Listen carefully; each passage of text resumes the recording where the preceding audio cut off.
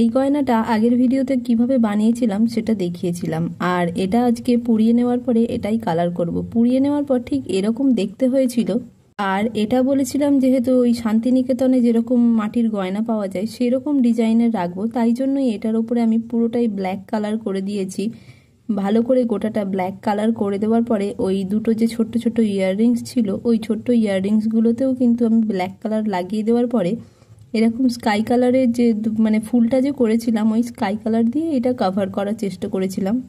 আর এটা করার পরে মনে হলো ধুর এটা যেন দেখতে আর ভালো লাগছে না। যখন এই পেন্ডেন্টটা কালার করি তখন এটা যেহেতু দুরকম কালার দিয়েছিলাম সেই কারণে আমি এই কানের দুলটার কালারটাও একটু চেঞ্জ করে দিয়েছি। আর এই পেন্ডেন্টের মিডলের কালারটা করেছিলাম ওই গোল্ডেন ইয়েলো কালার রেখেছি, একদম কালোর মধ্যে ঠিক এই কালারগুলো বেশ ফুটছিলও ভালো। আচ্ছা তোমরা জানিও তো কেমন দেখতে হয়েছে, ওই শান্তিনিকেতনের আদলের হয়েছে কি না অবশ্যই জানিও।